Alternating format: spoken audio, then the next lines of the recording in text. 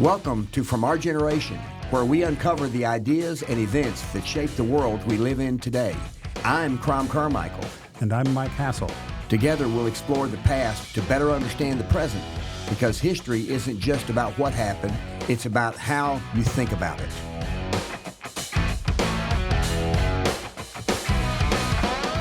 Well, Mike, here we are for episode 10 of From Our Generation. This is March 14th. And I want to pick 2025. Thank you. And I want to pick that because there's going to be a continuing resolution vote in the Senate today. And as of last night, what I heard was that Chuck Schumer has decided that the Democrats will support the continuing resolution that was passed in the House with only one Democrat vote in the House. In the House, it was also passed. There was one Republican in the House who sided with the Democrats and voted against the continuing resolution. So essentially a party line vote with one renegade on each side. Yes. They're still divided heavily. Yes, in the House.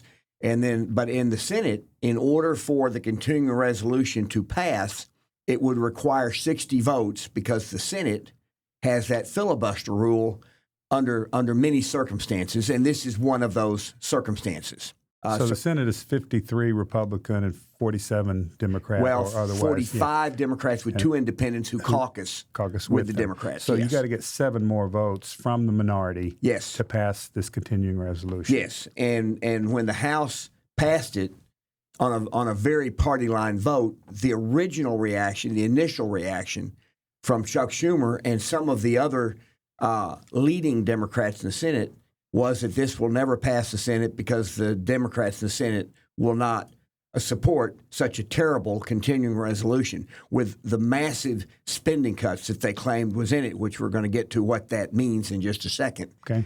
And then cooler heads prevailed, apparently, within the Democrat Party, because if they didn't support it, they would be the ones who would be blamed for the government shutdown.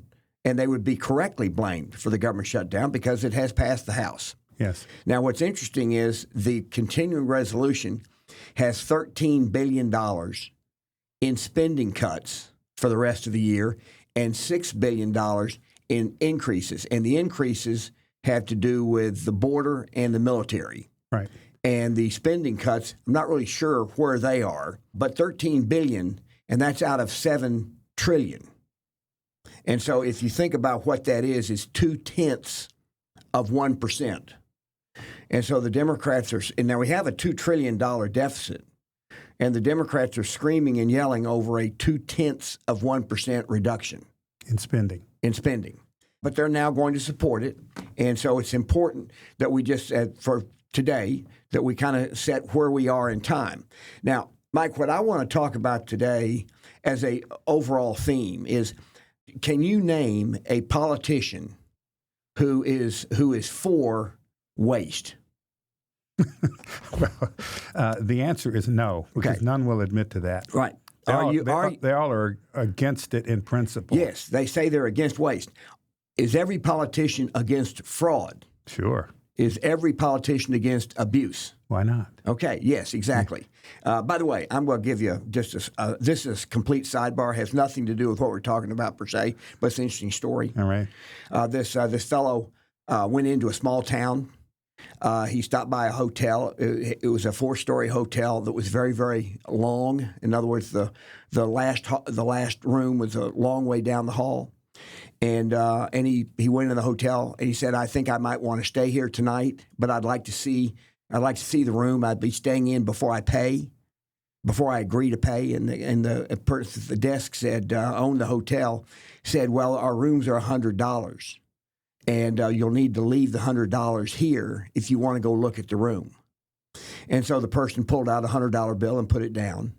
And the person gave them a key, says, "Now the room that you're going to be staying in, because we're almost full, is on the our highest floor. It's our 4th floor, and it's the very end of the hall. So it's a long way from here."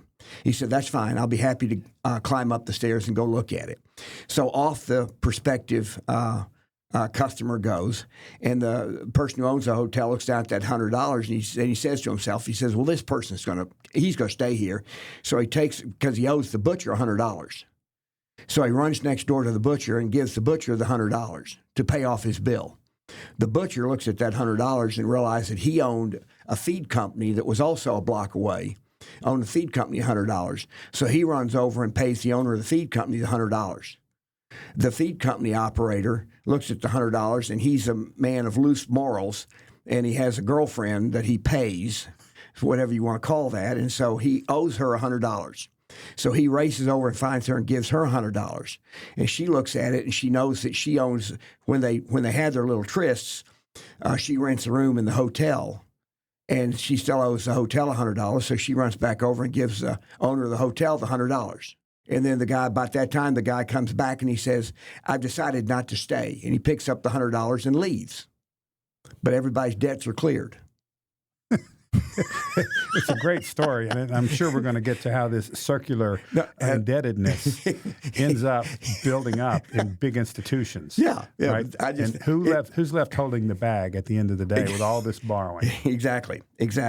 I anticipate the answer is the taxpayer. Yeah, the taxpayer or the citizen, because you don't even have to be paying taxes to feel the terrible effects of bad economic policy. Right. You might even be being subsidized by the government. You may be on what we would describe as welfare, but you're still going to be much, much worse off. And so I want to go back just for a moment and talk about, let's go back to the island. And what we talked about was we reached a point on the island where you had 10 people on the island and they were all producing 10 units. So just in case we have listeners who didn't hear the first episode or two of this podcast. First podcast and the second podcast, We started with an example of an island. It's self-contained, and people worked all day to meet their basic needs. Yes. There were no rights to housing, no rights to this or that. It was just a basic survival. Yes. We started with one person. Yes. One person on the island working 16 hours a day, 7 days a week just to survive. Right. And what we did was we defined that as any standard of living worse than that would lead toward death. Yes. And so then we took that very same island and we put 10 people on that very same island. And they then realized that if they divided the labor and specialized in groups of 2, that they could actually produce the same amount in the aggregate, the total amount produced times 10, and they could do it in less time. And we said that time on the island was their form of capital. Right. And then we also then pointed out that if once they got to where they were all producing and they were now working 12 hours a day, 6 days a week, instead of the original 16 hours a day, they now had the ability, if they so chose, to actually take one person on the island and say that they are now the government and that the government is there to serve them. But then in thinking about whether or not they wanted to have a government to serve them, they had to come to grips with the fact that now the person who has stopped producing directly is now going to be the government. And so the other 9 people are now going to have to work that much longer to pay for it. So and this can be broadened into basic economic theory that having to do with the specialization and the division of labor, where you're going to make clothes, I'm going to make food, and we're both better off because we can do it a lot more efficiently rather than switching beyond and trying to do everything well as individuals. Yes. So we trade, we build up debts, and so that's how we have a complex economy. Right. And as we have a complex economy, when you have competition, by the way, companies generally speaking, make money by finding cheaper ways to produce the same quality or a better quality product. So they make money by lowering their cost of doing business, not by raising prices to the consumer. That's if it's in a competitive marketplace where you have competitors who are competing with each other for the consumer's goodwill and their purchases. So I'm going to take us back in the U.S., Mike, to some times that you and I were alive and we were adults. And so we were aware of what was going on at the time. And that is 1979. In the 70s, we were a highly regulated economy in 3 particular industries. One was trucking, one was the airlines, and one was communications. And in the trucking industry at that time, if a trucking company wanted to haul goods, a particular good, like shoes, for example, from a particular city to another city, they had to get the right of the federal government in order a license. Yeah. Well, I don't know if it was a license, but permission. Okay. And if they didn't have permission from the federal government to do that, they couldn't do it. And so consequently, I was a Converse athletic shoe distributor at that time, so I'm very familiar with the shoe part. We would pay $1,500 to have a truckload of shoes brought to us from Lumberton, North Carolina, the Converse factory, to Columbus, Ohio. And then in 1979, Congress deregulated the trucking industry. And it said that and what it said was anybody who wanted to haul goods from any place could do that, and the price would be set by the marketplace, not established by the government and not approved by the government. The amount we had to pay for having a truckload of shoes hauled from North Carolina to Columbus in 120 days dropped from $1,500 to $700 a load. So it dropped in more than half. And you had deregulation in the 70s also of the phone companies. Yes. And there was other big industries, airlines, the other big one. Right. And the airline industry was similar to trucking. If you were an airline and you flew from Nashville, Tennessee, for example, to New York City, and that was an American Airlines route. Nobody else could fly from Nashville to New York without getting permission from the federal government. And the prices that they charged, I don't know if they were approved by the federal government, but they were a monopolistic price because they're the only ones who were allowed to fly.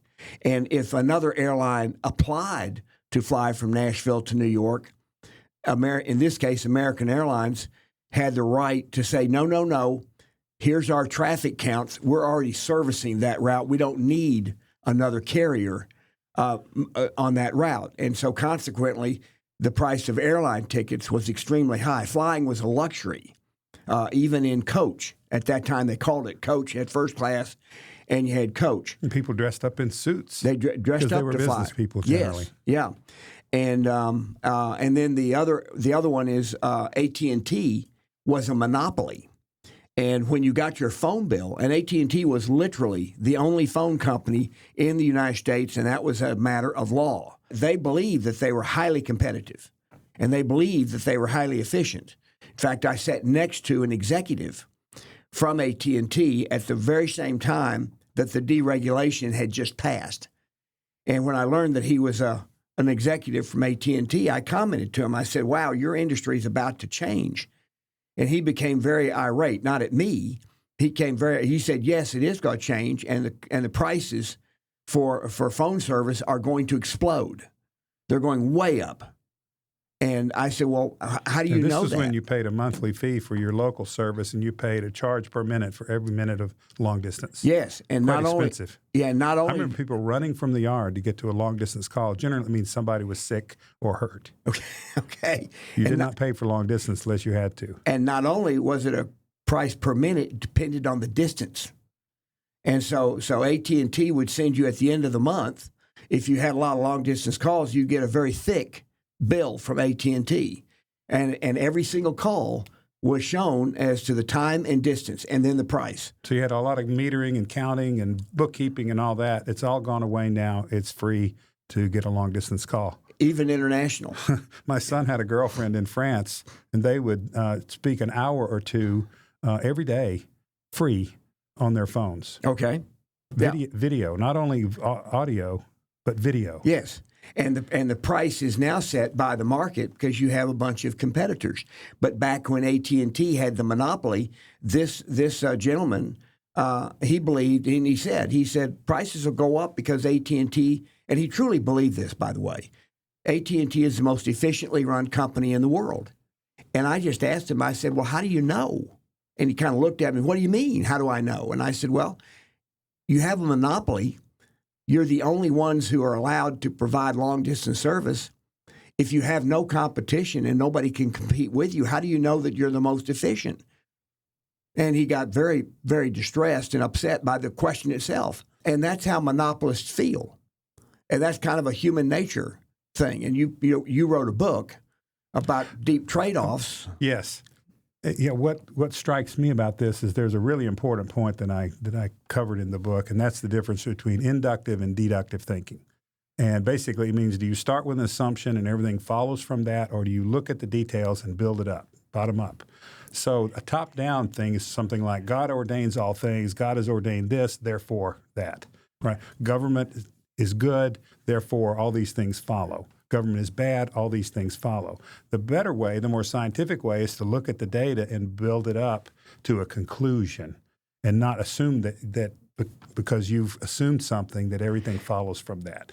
It's a delicate, nuanced point, but this is really what's going on here, right? When the guy thinks that they're the most efficient company and it hasn't been tested. He hasn't really gone to find out. Yeah, and well, the key thing is this. He can't go to find out because the government has ordained that they will be the only ones who operate. And so in what you're talking about, in order for data to be used, data has to come from multiple sources. And that is, let me just make a fundamental point here that is on top of what you're saying. And that is that if somebody asks, because you hear a lot of people talk about how profits are bad.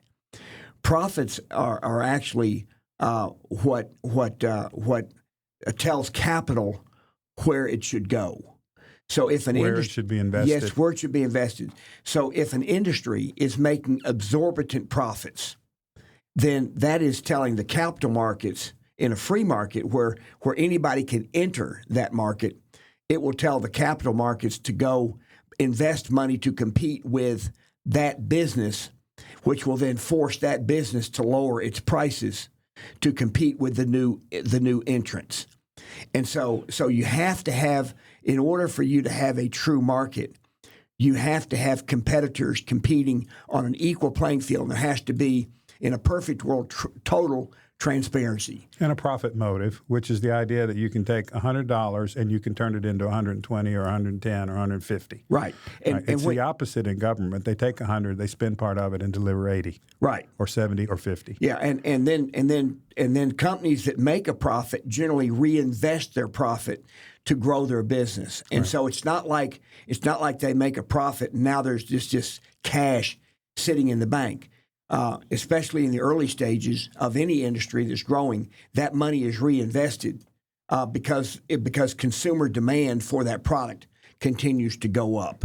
So let's go back to where we now. So that was where we were back in the 70s, but now in modern times, you have a lot of competition in these other industries, and but there is one industry in the United States that now dwarfs all the other industries in terms of government control, and that is our healthcare industry, because our healthcare industry is completely opaque.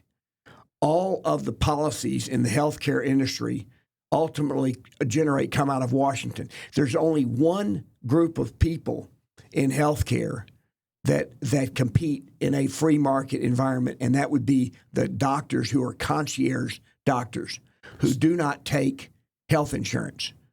And they generally charge an annual fee, and then they say you can come in and see me. All you have to do is call, and you can come in and see me. Their annual fee is paid by the patient. Paid by the patient. Not by the doctor, not by an insurer. Right. They are accountable to that patient. Yes.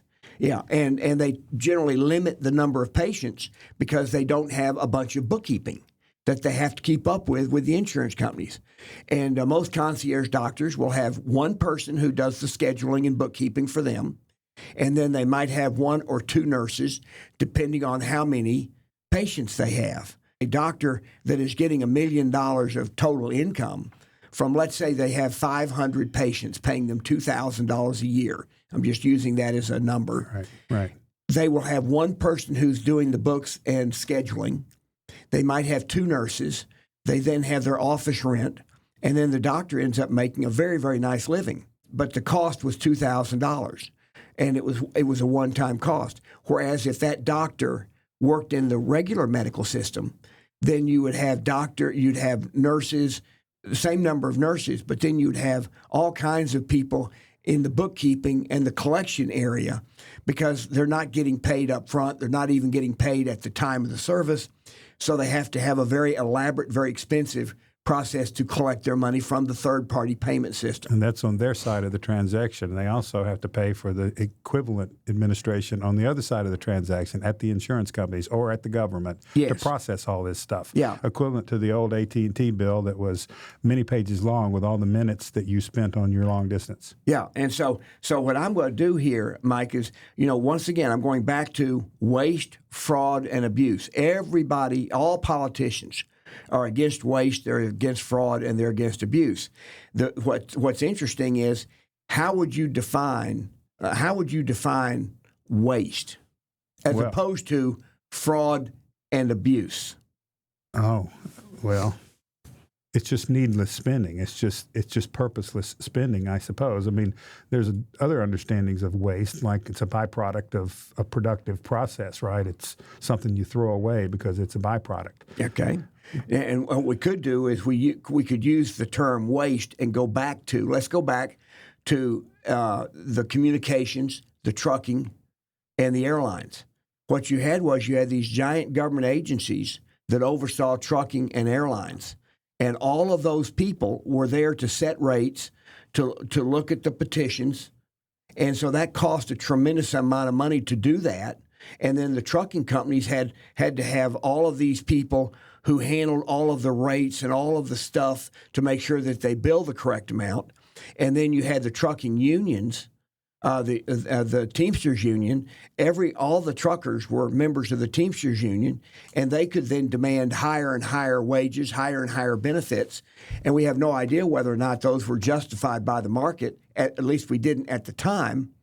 And then once prices, because you had no alternative. You had no alternative. Yeah. All the prices were set by the government. And when all the prices are set by the government, there's giant bureaucracies both at the government and at the companies. Now, if you're going to do it that way, these bureaucracies are necessary. They're not cost effective, but they're necessary. And so that's what I would describe as waste. They're not fraud. Those people, let's say they worked very hard, but they worked very hard at doing something that the job only exists because the government requires it to be done that way. Yeah, and a more efficient provider would not do it all. Like a deadhead haul back from Columbus to Lumberton, North Carolina, with nothing in the truck. That's completely wasted mileage. That's another great example, and that is waste that is built into the system. They're told you have to deadhead back. Yeah, they were not licensed to take anything else but shoes, and you didn't need in one shoes direction going back the other way. Yeah, so they went empty and just wasted the truck and the mileage and the driver's time. Right, and the same thing was true with the airlines. Same thing was true with communication. And then once the regulations were done away with, they were deregulated. Then prices set the market, and that's where logistics companies came up. Southwest Airlines was born at the time of deregulation of the airlines. Right. You also had others. There was People Express. You have a bunch of airlines that grew up, and then a lot of them went broke. And a lot of existing airlines at the time went broke. But new airlines took their place, and so air travel now, on a relative basis compared to then, is incredibly inexpensive. So they had business practices that had built up a lot of costs that the market would not bear. People didn't want to pay it if they had a choice. They'd choose the guy down the street, Southwest, that could get them there for $200 instead of $800. And, they didn't interlock the airlines. This is part of Southwest's strategy is they wouldn't transfer your bags to another airline. You got to get it and go. They're not going to participate in all that. They didn't give you expensive meals, free drinks in first class. There's a bunch of stuff that had built up around those prices. Yes, and they had one class. Southwest had one class. Yes. And the other thing they did initially was you had to take your bag to the gate. Right. If you wanted to fly Southwest, you had to take your bag to the gate. And that, by the way, is where roller bags became very, very popular. And so you had to take your bag to the gate. And then... So you had porters lifting them before, so nobody really gave a damn how much work that was. It was paid somebody else's problem. Now I got to get the bag to the gate. Well, this is even the bags that were checked. And so this was so the other airlines were had to have a very elaborate bag system to load the bags under the plane. Right. Southwest started by you even took not just your carry-on bags, you had to take your other bags, and then they would take them right there at the gate and put them under the plane. So that's how they started. The broader point I'm trying to make is that when you deregulate, you enable innovation. Yes. People figure out better ways themselves. Nobody ever thought of it before. They weren't stupid people before. Right. They just had no need to create that new way of doing things. I'm going to say, Michael, that they probably wouldn't have even been allowed to if they wanted to. So that was because the government would have said, no, we're not. You can't do that. Well, but let's now move to healthcare. And so healthcare now, let's think about how healthcare is. I think we have some charts that we want to show on healthcare. So let's go up to the top, to the very top of our chart. This is how has U.S. spending on healthcare changed over the years. And this is also, as we look at this, we're going to be talking about how the policies of healthcare have changed over the years. So let's scroll to the first chart here. And what we're looking at, notice it starts in 1970. And what we can see is that total national healthcare expenditures in 1970 were about $500 billion. Compared to today, we're approaching $5 trillion. So it's a tenfold increase. And this is decades before most of our listeners were probably born. Yes. You and I were adults. Yes. By this time. Yeah, so it's a living memory for us. That's exactly right. I was, let's see, I would have been, in 1970, I would have been 22. And Medicare and Medicaid had only passed a few years prior. And so most health care in prior to 1965, almost all health care was either paid out of pocket or was paid through private insurance. Now, let's go back and talk about how the third-party payment system came into being. Because, Michael, I'm going to give a statement that I think is generally a true statement that applies to many, many things as a matter of principle, and that is that anything that is unnatural can be improved upon because the unnatural elements are what makes it expensive. Okay, and so here's what I mean by that. In the 1940s, in the Second World War, President Roosevelt put on wage and price controls so that no businesses could raise their prices. We're talking about consumer prices, and no businesses could raise their wages. So as Roosevelt, before he died, a lot of business people went to the president and said, Mr. President, we're making a very good profit. We're not asking you to let us raise our prices, but we are asking you to let us to take off the wage controls so that we can pay our employees more money. And Roosevelt said, no, I will not take off wage controls, but I will let you buy their health insurance. And I will let you deduct the cost of the health insurance. Now understand, at the time he said that, the top marginal tax rate was 94%. You reach the 50% tax bracket at middle income. So taxes were very high. So if the president was allowing companies to pay for health care for their employees, that was like a 2-to-1 benefit because the companies could deduct the cost of health care and the employees were getting something after tax that was something they were paying for after they paid their 50% in taxes. So that became very popular. And then in the 50s, the unions, all of the private sector unions saw that and naturally had health care benefits written into their contracts. And in those days, the deductible was tiny. It was almost like first dollar. So all of a sudden, because of that, the third-party payment system came into being. It didn't come into being naturally. It came into being because of a government edict that said companies could provide health insurance for their employees and deduct it, whereas the employees could not deduct it. And so now there was a natural shift toward companies paying for health insurance. But once the individual wasn't paying, now the prices were set by the third party not set by the healthcare providers and then determined through the marketplace whether or not their pricing was competitive. So it's a lot like AT&T was, or a lot like these other highly regulated industries. Well, then we get into the 60s, and we had Medicaid passed for lower income people, and you had Medicare. And after a period of time, healthcare providers and the third-party payment system, since everybody wants to make money, they figured out how to, what I call, game the system.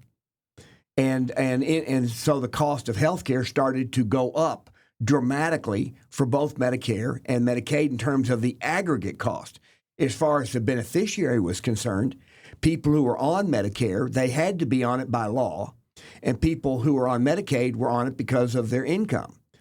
But then if they went to see the doctor or went to the hospital, they didn't care what the price was because, frankly, they weren't the one paying it. And also, if they knew what it was, it wouldn't matter anyway because they couldn't do anything. And since the prices were set by the insurance companies that either provided the private health care or the insurance companies oversaw Medicare or Medicaid in their jurisdiction, they set the prices there too. You know, there's a guy that won a Nobel Prize, Buchanan, I think was his name, for basically saying prices are a giant information system that tells people what their alternatives are. Mm-hmm. And when you publicize, make things into the public sector rather than the private sector, that information system goes away. People don't know what the prices are. I don't know what it is when I go into the doctor today. You know, if I send my child to a public school, I don't know what the price is for them to attend. Doesn't matter to me because I'm not paying it. I'm not the customer. Right. The customer is the person paying the money. Yes. Now, you know, I've spent a career starting new businesses, and often one of the first things with an entrepreneur, they came in to talk about their business, we'd say, who is your customer? And a lot of times they didn't understand. Right. Because they think the customer is the user. You know, a friend of mine was president of chicken restaurants, KFC, Popeye, et cetera. She told me, my customer is not the person eating chicken. It's the franchisor. Oh, in her case. That's who she worked for. The franchisor sold the person eating chicken. Yes. You know, on a television, the customer is not the viewer. It's the advertiser. That's who's paying the money. Okay. So always go to how the money is spent. That's who the customer is. That's where the accountability goes. That's who sets the rules. Because I'm not going to give you my money unless you follow my rule for me spending it. Right. Okay. So let's take that and apply it to healthcare. Yes. So first of all, when a patient, if we all, you know, I'm on Medicare. But I used to have private insurance, and I ran small businesses, and I did everything I could to try to keep our health insurance costs low. And I tried to take advantage of things like back in the 80s, they were called medical savings accounts. Then they've morphed into health savings accounts, where I would give the employees, I'd put money into their account, and then they would spend money out of that account for their health care needs on their portion of it. Right. But the problem was, even then, and the problem today, is that the price is still set by the insurance company. And so let's pull up those charts again, and let's just look at the trends in healthcare. So now you're at $5 trillion. So let's go to the next chart. Let me just challenge one detail. You said it's set by the insurance companies. In truth, they're really set by the government. Yes. Because they're the ultimate insurer, and the other people have to fit around that, and they have their negotiations and all. But basically, the government drives the payment system. It's government policy, and so the government would argue that it is their third parties. It's all of these people out there who are the ones who are setting the price, and that the government is not. That's what they would argue. But at the end of the day, even those parties know that the money that they're getting is coming from the government. And so their customer, the insurance companies and all this, their customer is the government. Because most of the insurance companies that do private insurance, they're also the ones who administer Medicare, Medicaid, and Obamacare. And that's where we're going to see that's become more and more and more as a percentage of our health care is now government funded. And so they answer to the government, and if they offend the government, they know that they will get in trouble. And so they've now been in league with the people that are driving this price. And these are the very same politicians who claim that they're against all waste, all fraud, and all abuse. Much as your old AT&T executive. Yes. Exactly. Thought he was very efficient, but he was following the rules and had no idea what the alternative was. That's right. But he had, because he was following the rules and because there was nothing else for him to see, he was convinced. When he said that he was efficient, he believed it, and turned out he was incredibly inefficient, and that there were many, many better ways to accomplish the same thing, in fact, even better. And so just for anybody who may not realize, at that time, a phone was a dial pad that had a rotary thing that you put your finger in and spun it around. There were no punch button phones. That's correct. A phone was hardwired into your home, and long distance was a completely separate thing that was expensive. So since then, you've had cell phones, you've had universal dial tone that's basically free, like we talked about before. You've had all this innovation in an industry that did not permit it before. Right, and in fact, AT&T had the technological ability to send faxes, but they weren't allowed to because of the government. And so when fax, and this is, people today don't even know what a fax machine is, in the sense of, because almost nothing is faxed now except in the medical area.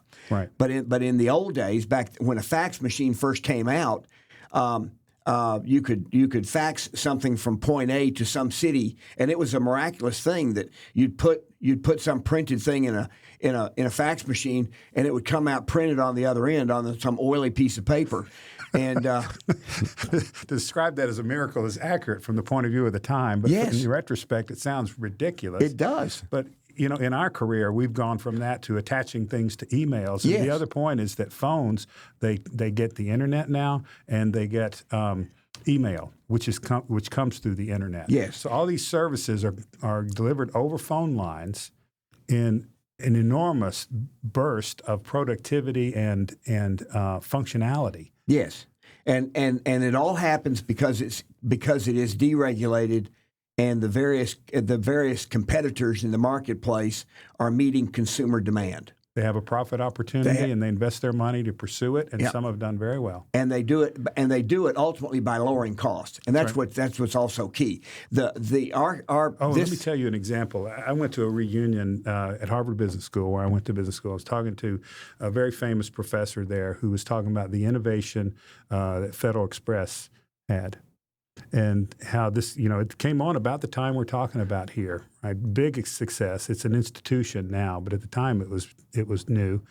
And the price was, say, $15, $10, $20, something like that. And I raised my hand and I said, how do they succeed competing with the U.S. Post Office that was 50 cents at the time, maybe 35 cents for first-class postage? And now they're charging $10. And he said they weren't competing with the U.S. Post Office. They were competing with hand delivery services. Right. Where if you needed something there the next day, the post office could not do it. It would take 5 days. And so you got on a plane. My wife used to do this. She'd go from Boston to New York to deliver something the next morning because it had to be there. Yeah. Cost them a hotel room, a plane flight, all of that. So this is very much more efficient and less costly. So your point is that innovations almost always cut price. Yes. Almost always, yeah, and so at any rate, so we get, now we're back at healthcare, and so this is the cost per capita. Now let's just look at this and think about this for a second. The green line is the total national health expenditures per capita, and that was and back in 1970. What would that be, that green line? What would you think that is? Oh, it's around $200. It's about maybe a tenth of the... Okay, there it is. Yeah. $353 per person. And now it is almost $15,000 per person. Almost, so from 400 to 15,000.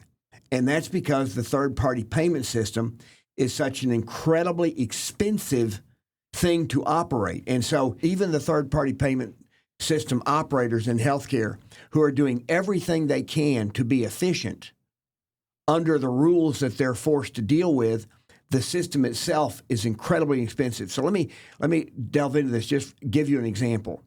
When you pull up to get your car filled up with gasoline, you look at the price, and you know what the price is before you pump your gas. And then you put your debit or your credit card in the pump itself. You pump your gas, and it may be $60. And when you finish, you put the handle back, and you drive away. And the third-party payment system, which is the debit or the credit card company, charges about $1 to move to take that $60. It moves $59 from your account to the gas station's account, and it keeps $1 for doing that. 1/60th, which is about 1.5%. Yeah, 1.5%, maybe 2%. Right. For a transaction of that size. Now, and by the way, the payment system is still trying to drive that percentage even lower. Yeah. But in healthcare, you go to see the doctor. You walk in, you put down your insurance card. Oh, Mr. Hassel, you have a $35 copay, and you pay the $35. And then you go see the doctor. And after you've seen the doctor, you go home.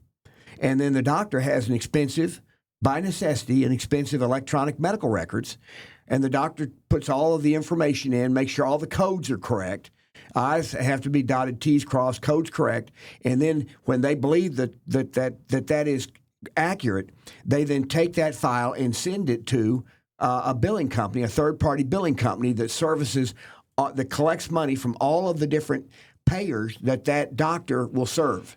So it might be private health care, might be Medicaid, might be Medicare, might be Obamacare, but there's a company that adjudicates that with all those players. I was going to say that's the word in the industry. They adjudicate it. Yes. So you have this whole system to judge whether something is correctly done or not. Yes. And so then they have to check to make sure that the codes are correct, every I's dotted and T's crossed. And if they believe it is, then they send it to the payer. And then the payer has a group of people, and they have systems in place that they then check also to make sure everything's correct. And then if it is, what do? The first thing they do is they send you what is called an EOB. Explanation of benefits. Yes. And it says this is not a bill. And it says this doctor was trying to charge you $250, but we have negotiated it down to $150.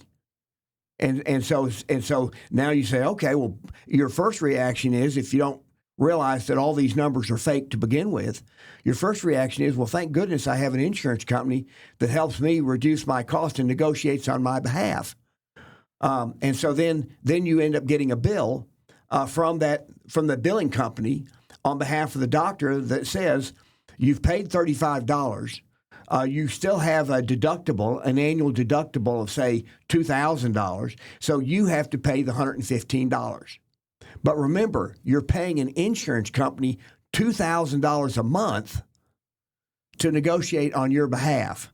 Now, had you been able to go into that doctor and look at the pricing, which you could be able to do on the internet, this is how it ought to be, where every healthcare provider should be required, like every other business, by the way. You wouldn't even have to require it. They would naturally do it. And that is the pay in full price. Pay in full at time of service. And if it were paid out of a health savings account, you would see the cost of that procedure to go from $150 plus the $2,000 you're paying in insurance.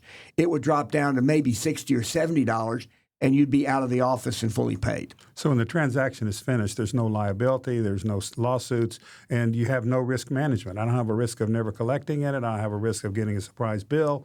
All that stuff has to be managed. If you just pay for something on the spot, yes, that goes away. Yes, and what I'm saying is this chart is unsustainable. This chart is unsustainable. We've gone from $350 in 1970 per capita to almost $15,000 in the period of 50 years. Now, in inflation-adjusted dollars, it still is up tenfold. And so now let's go to the next chart. And by the way, we're getting this from the Health Systems Tracker, which is absolutely terrific. So I want to give credit to Peterson KFF for this data that we're getting. The source of this data, and it's terrific. So right there on the bottom here it says KFF analysis of national health expenditures, and this is where they're getting the data. But they do a wonderful job of laying it out. Can I tell one story before we progress to this? Yes, please. It's about what we were just talking about, the efficiency of paying on the barrelhead when you pay. Yes. I have a relative by marriage who was CEO of a big national company, a grocery company. Okay, he was concerned about his healthcare expenses. My wife worked in the healthcare industry here in Nashville. A lot of healthcare institutions out in Nashville, and he wanted to talk to Susan about how he could control his healthcare costs because this was bothering his company.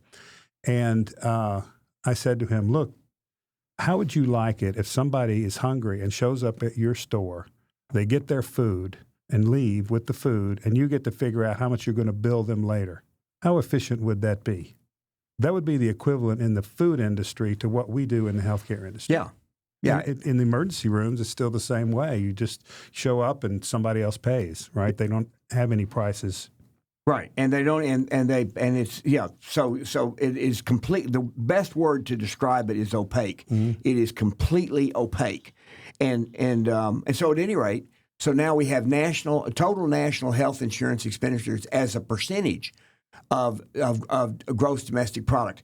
And note that in 1970 it was around 7%, and now it's up to it actually peaked in COVID. It's 17.6, but that data, this is 1923. Yeah. It actually is a little higher now than it was there, because Obamacare continues to get higher and higher as a percentage, and it's separate from Medicaid. So let's go to the next chart. This shows the average annual growth rate of GDP per capita versus national health care. So GDP is the green, purple is health spending. And so you can see that in the 70s, the 80s, the 90s, the 2000, 2010, and in 2020 to 2023, that's the only time where the GDP grew faster. And that was because you had that giant bump in inflation. So the GDP growing was more the inflation effect than it was real growth. But so healthcare is growing at a much faster rate than the economy overall. Yes, and it's taking up a larger share of all of our spending. Yes, and has been doing so for decades. Yes. So let's go back to the island, and if you had somebody on the island who broke their leg, you could take care of them, and you would take care of them because you'd want their production again. But if everybody was breaking their leg all the time, and it was becoming, it would impact. It would become more and more and more expensive for the people on the island. And so when people are concerned and they're experiencing all this angst, and by the way, manufacturers in the U.S. are burdened by the healthcare costs, which makes it more difficult. That's why a lot of manufacturers move their factories to places like Mexico or China. Was because the cost of the total cost of labor, wages, Social Security, Medicare, and health care, those are the costs on top of what you pay. In the U.S., they've been growing so much that the only manufacturers that are highly automated are able to compete and offer a product. So this is going to be the greatest area of being able to be more efficient as a country. And we're going to get into the fraud part and the abuse part in healthcare, but now all we're talking about, frankly, is the waste. So let's go to the next graph. This is the chart. Hospitals, other healthcare, people can look at this. We'll have this link on our site, so if they want to dig into that. But go to the next one. This is the out-of-pocket. Now notice the out-of-pocket expenditure. What was it in 1970? Scroll back down there. 100. The out-of-pocket, $115. Okay, even with health insurance way through the roof now, the out-of-pocket is now $1,500. So it's gone up 100 times, 100 times in 50 years, and this is because the system itself has just been in place, and nobody can figure out kind of what to do about it. There's nothing they can do about it, and people do things on things they can change. And so this is much more political than it is consumer driven. But let's go to the next one. Okay, this is very important. This is in 1923. You now have Medicare, you have Medicaid, other third party is Obamacare. And so if you look at those three, and we get back to who's the customer. Who's the customer? Every one of those is paid for by government. The private insurance is now the private sector, which is now down to about 30% of the total. And the rest of it is government run. And even private health insurance is run by the government because government policies are such that the goal of government policies is to make the young and the healthy pay a much higher premium than they otherwise would have to pay. Because they're not consuming nearly as much as older people. Right. And they're not consuming anywhere near as much as they're being forced to spend on just the health insurance. Right. And that's why I suppose there are a lot of younger, healthier people who actually just go uninsured. They just do. Right. The risk is low, and they just take the chance. Yeah. But you have a similar thing with pensions and Social Security. It's the younger people that are paying out of proportion to their need. Yeah. But healthcare is you're correct. Healthcare is a much worse, a much bigger problem. Because Social Security is about $1 trillion. Healthcare is $5 trillion now. So let's scroll up here to the next one. And this shows again, and this is once again, this is 100%. The blue, if you total them up, is 100%. So this is a good chart for people to look at. Back in 1970, out of pocket was almost 33% of total health care. So it's gone in a third, down to 10%. But look at the public health insurance. In 1970, that was Medicare and Medicaid, and it represented about a fifth. 22% has doubled to 43%. Now it's 43%. Yeah. It's almost double. And this is where the problem is. All right, so now that's where we are with healthcare. Waste. Pardon me. And waste in healthcare. Yeah, and waste. And so now let's get to. I think we have another chart. It's called the legal loophole costs for Medicaid, and so I want to pull that one up. And this article shows, if you look at this chart on the over here on the right. You see Medicaid enrollment, and I want to take 4 particular states and then explain what is happening. Notice in Texas, if we look at Texas and Florida, Texas has 3.8 million people on Medicaid. The population of Texas is 32 million. So it's a little bit over 10%. Right. Might be 12% of the population of Texas is on Medicaid. 11.7, I calculated. 11.7%. Okay. All right. Florida has 3.6 million people on Medicaid out of 24 million people. What's that? 14.7%. 14.7. Okay. California has a population of 39 million. 12.2 million are on Medicaid. That is 31.2%. All right. And New York is 20 million people. 6 million are on Medicaid. 30%. Okay. So what you see here with those 4 states, you see 2 very, very high tax states. California and New York are the highest taxed 2 states in the country. But they also have the highest number of people who are on Medicaid. Now, and we're going to talk about what they do. How do they do that? How do they pay for that? Well, Medicaid and Obamacare are paid for. In the case of Medicaid, the federal government pays about 2/3, and the states pay about 1/3. In Obamacare, the federal government pays 90%, and the states only pay 10%. Well, here's what California and New York are doing. They are now taxing their health care providers, and so they might tax them they might tax them $1 billion. But then what they're doing is they are then raising the reimbursement to those very same providers by $2 billion. And so the providers are happy to pay the $1 billion in taxes because it gets turned around. And the federal government is the one that's paying 2/3 or 90%. And so this is what I call gaming the system. Is it fraud? Not in the legal sense. It's not fraud illegal. Because it is legal to do this. But is it abuse? Yes. Yes, it is abuse. And it's not and it's intentional. And this is what's very important.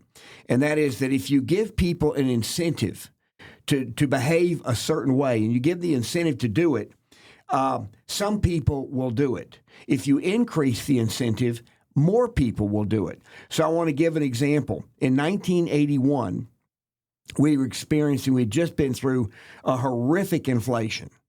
There was an industry back then called the savings and loan industry. Mm-hmm. And the savings and loan industry, by law, took in money from consumers and paid them a fixed interest rate or an interest rate. And then they loaned the money out for people to buy homes on a 30-year fixed rate. So these were essentially specialized banks. Yes. They were small, they were regional, they were mostly for housing. Yeah, they were all for housing. Okay. Because they were by government required them to only loan money for housing, okay, for mortgages, for home mortgages. Well, then what happened in the high inflation is of the 1980s? In the 78, 79, 80, and 81. Interest rates were going up. Inflation was going up. The savings and loans, their income was fixed at about 4% because the mortgages, they'd loaned the money at 4%, and nobody was borrowing money on mortgages of 15 or 16%. They couldn't afford them. But the depositors that were getting maybe 2%, they didn't want to keep getting 2% because banks and other institutions would pay them 10%.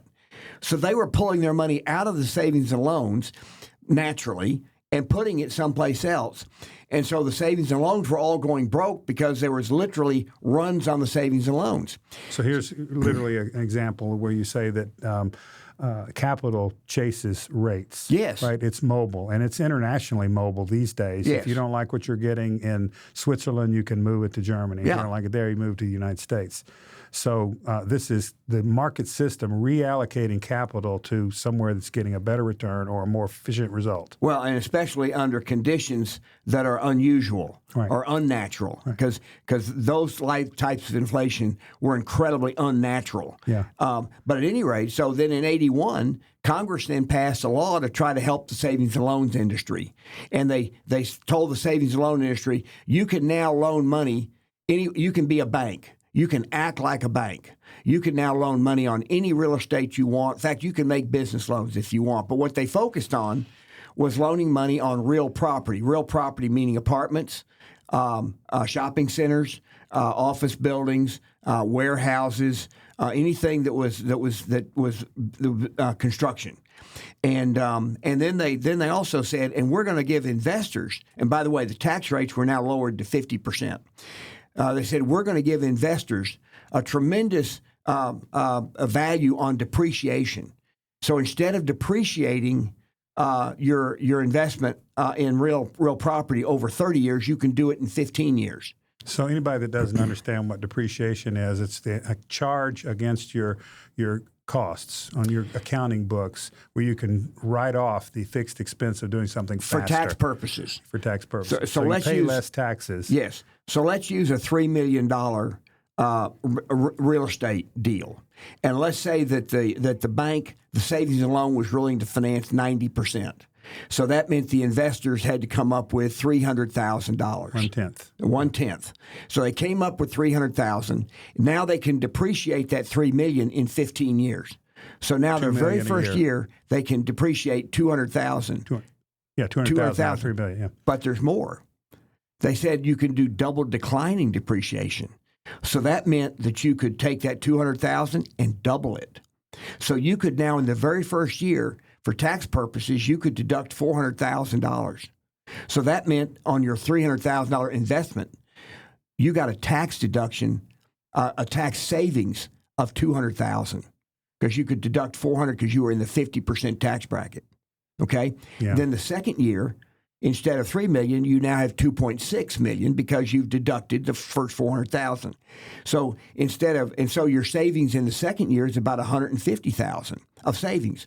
So on your $300,000 investment, you were saving in 2 years $350,000 in taxes, and so the demand for those investments skyrocketed, and so there were apartments being built not because there were tenants Not because there were tenants, but because there were investors who wanted to own tax write-offs. The tax write-offs. And there were office buildings, and there were shopping centers, and there were warehouses. And it exploded for the next 5 or 6 years. And then Congress realized that what they did was wrong. And so then they passed the 1987 Act that reversed everything. It took all of those projects, or virtually all of them, went bankrupt.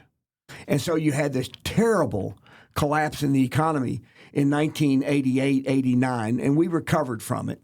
But this is all where government policy is telling people who are very smart, it's encouraging them to make really dumb investments or really allocate capital in ways that was very inefficient. And so who ended up paying for all of that travesty of lost money? Well, there were two things that happened. If you were in those investments and they went broke, there was what was called recapture, and all that depreciation that you had taken, much of it you got thrown back on you for tax purposes.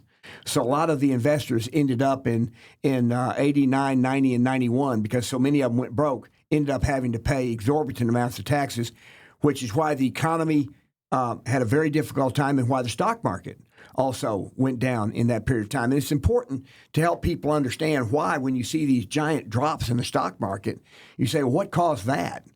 And the answer is it's almost always some fundamental change in public policy. Right. Okay. But anyways, they also end up bailing out the savings and loans. I remember that phrase, and they did it again in 2008. Yes. Where a bunch of things went wrong, and the government bailed them out. So yes. the people that ended up paying most of the bill yes. were the taxpayers. Yes, were the taxpayers. Yes, were the citizens.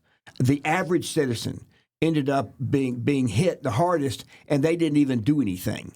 And so the point I was trying to make about real estate in the 80s is now Medicaid and Obamacare are incentivizing states to be abusive in the way that they game the system. And that is what's driving the cost of health care through the roof, the aggregate cost of health care.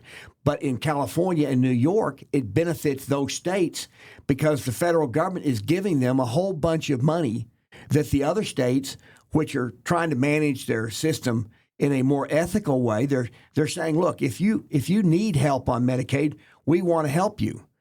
But we don't want to just explode the population of people on Medicaid and explode the reimbursement to the healthcare providers. And the only way California and New York can do it is they tax the providers a whole bunch of money, but then they double the reimbursement to those very same providers. And so they're happy to say, the state says, well, give me $1 and I'll give you back $2. And they're very happy to do it because the federal government is paying 2/3 of the $2. So the average person has no idea that this is going on, but they're paying the bill. Yes, they are, and they don't know what's going on because they're running their daily lives. Right. But the politicians do know what's going on, and this is what is so frustrating. And this is what's interesting about looking at in my lifetime. Ronald Reagan was a president who, for the first 18 months of his presidency, cut federal spending. He actually cut federal spending for 18 months, and then in the rest of his term, it went up slowly. And then after he left, it started to go back up again, and it's been going up ever since. Trump is now doing what Ronald Reagan tried to do, and Trump is actually, I think, doing everything he possibly can to bring balance into federal spending and get rid of the waste, fraud, and abuse.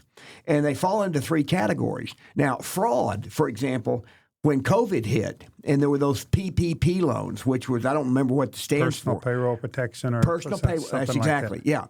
And so businesses could apply for that because if they had their people on the sidelines, or if you're in the restaurant business and you couldn't be open, the government would pay you so that you could keep your employees on the payroll.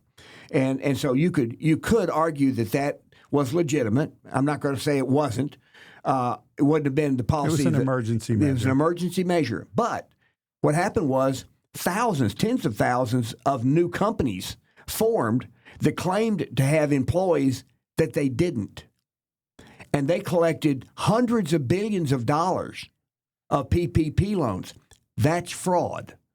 Okay? I think we've just seen recently that a good number of those companies were owned by people under 11 years old. Yeah, that's right. Right? That's right. Yeah. That's one of the findings of the Doge people. Yes, and by the way, that doesn't mean that there are a bunch of people under 11 who are committing fraud. It means there are it's adults. Other people that are claiming to be exactly. So I just want to be sure that we're not attacking people who are under 11. Okay, Got it. But so waste is one thing, and that is where you have a system that is set up to be inherently expensive. Fraud is where you give people an incentive to cheat, and if you make the incentive large enough, more people will choose to cheat. And then abuse is where you give states or politicians the ability to game a system. Right. So let's talk a little bit about, Michael, here toward the end here. Let's talk about solutions. Because what you have is, remember, we go back to the 40s. What we have is an unnatural system. We have a system that is what it is only because of government policy. That's what it is. And before we talk about solutions, let's just say what's at stake. Yes. There's an old saying that, how do you go bankrupt? At first slowly and then suddenly. Yes.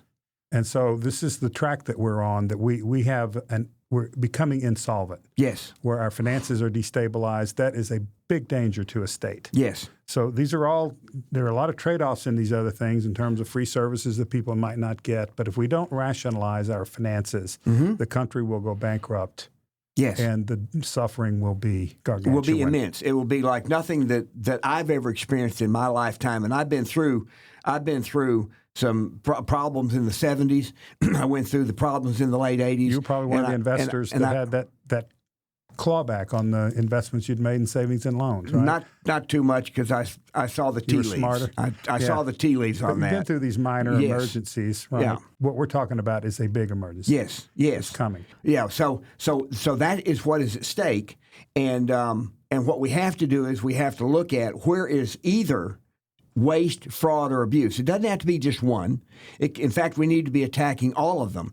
But the biggest one ultimately is waste, because the system is inherently expensive because of the way the government is setting up. So what is the solution?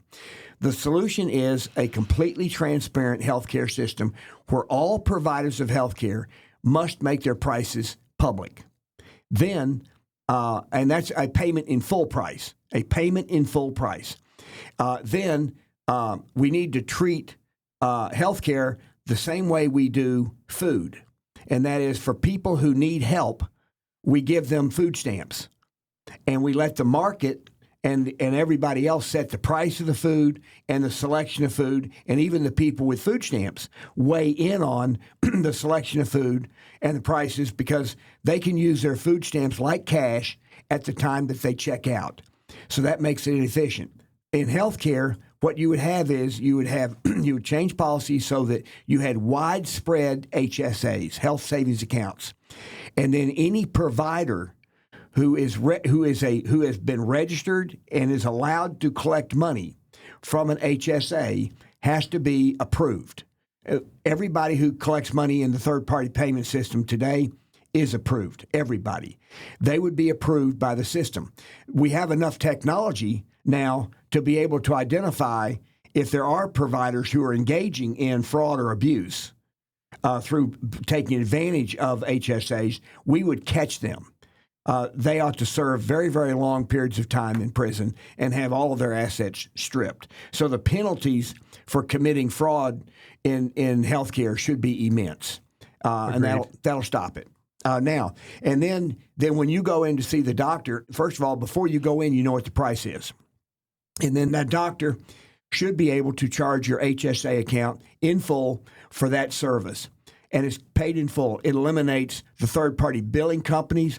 It eliminates the health insurance, the cost of the health insurance. It eliminates 100% of the adjudication. Right. And the adjudication now represents 60% of that $5 trillion. 60%. And to be fair, this is complicated. You know, when you walk into a doctor, he doesn't know whether you're having a heart attack or a headache. And so pricing that ahead of time, there's discovery that happens at the doctor's office. So the point is, there's such a massive improvement to be had. You can accommodate those problems. And I'm glad you brought that up, because in the world of policy, you have exceptions and you have the rule. The rule, yeah. So what you try to do is you try to design a system for the rule. And then when you have exceptions, you then adjust for the exceptions. Right. But you don't let the exceptions drive the rule. It's a wonderful point. It's a really great point. So what you, because you can find problems in the free market. You can find incidences where the free market didn't work. That's true. You can find instances. That's the exception. The rules is it works great most of the time. And so if you can get something that works great or even much better most of the time and keep us from having a financial catastrophe, then it's worth doing. And so that would be the one element of it. Then the other thing that we should do, and by the way, this doesn't have to be done nationally all at once. This can be done where 1 or 2 or 3 states agree to be a pilot program. But the other thing that needs to be done is that Medicaid and Obamacare need to be block granted to the states.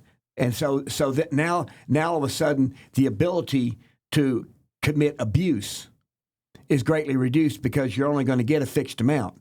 And you can say, well, I need twice as much as other states. And the answer is no, you don't.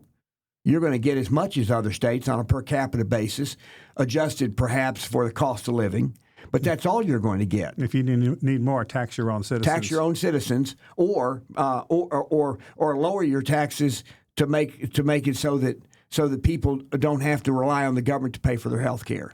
And so you have to block grant Medicaid, and then you have to have some states that agree to be pilots. Now, I will say this. You also could have some states that pilots decide, meaning testers of new ways of doing things. Of doing it this way. And then even within states, they could pick particular industry. There could be companies, and you'd prefer that they're large companies that could volunteer to participate in a pilot program. So what you can do is you can learn how to do this, and you can learn how to do it and roll it out on a basis where once you've proven that it works, then you roll it out farther. Then once you've proven it works there, then you keep going, and so you eventually it then becomes a national policy. We've talked about the Constitution in some of our prior episodes, and this is what they call the laboratory of democracy. When you have 50 states, you can have 50 different tests going on, yes, up to 50, and you can adopt the best ones, right? When you have a centralized system, you have much less discovery, much less innovation. So these block grants would allow states to innovate individually and figure out best ways of doing things. And our founders were smart enough to set that up, where decentralized authority allows that kind of vigor. Right. And so Michael, what we've tried to cover today, and we've kind of bounced all over the place, and I hope it's been coherent. In a general sense. But what we've tried to cover is that we have a real problem in our country with the giant increase in federal debt. And what I've tried to show is the giant increase in federal debt is not exclusively, but much of it is driven by the dramatic increase in the amount we spend as a country on health care. And we've tried to cover how those expenditures, why they have increased over time, both in terms of the complexity and expense of operating a very inefficient system, but also giving states incentives or the ability to game the system and charge ridiculous amounts of money at the expense of the average taxpayer. One thing I'd like to add is that I think our annual deficit now at the federal level is about $2 trillion. Yes. These measures have a chance of closing that, if not, the goal is to eliminate it. Yes. But substantially reducing it to a way more manageable level. Even if you do that, you've still got, $35 trillion of debt that the country has? Yes. But I will say this. I'll say this about that. Mr. Nixon, go ahead. Yeah. Well, President Nixon used to say that. Was that Nixon? Let me say this about that. I thought that was Kennedy. Okay, Let me say this about that. But anyway, might have been Nixon. But anyway, here's what's key. If you start paying down the federal debt, there are, we can have that another discussion another time. There's some ramifications with that. But if you can get your economy growing at 3 or 4%, and the federal debt growing at 0.5%, then federal debt as a percentage of the GDP becomes smaller. Well, this is the point I started out to make. I'm sorry. With what we're talking about, we can reduce the deficit, but we still have this enormous debt. It's unlikely to ever be paid off in the sense of raising enough taxes or inflating the currency to pay it off. The way we get out of it is grow our way out of it so it's a much smaller percentage of our national production, and then it becomes manageable. And by the way, you can't, if you try to tax your way out of it. We went back and looked at the Depression before, where FDR raised taxes from 25% to 94%. He did not grow us out of the Depression. In fact, he created another one.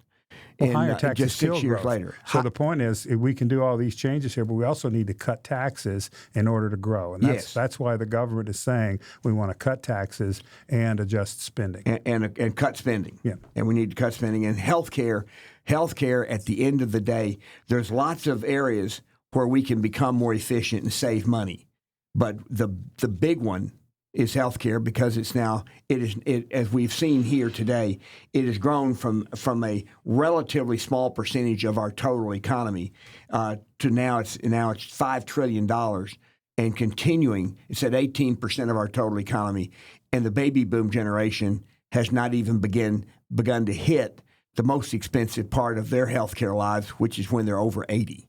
Maybe in a future podcast we can cover some related maladies like education. Yes. There's a lot of these similar kind of problems. Exactly. It's because of the pervasive influence of government and rules. Who's the customer in education? Government. Once again, it all ties back, and this is why markets work. This is why we trust individuals to make wise choices.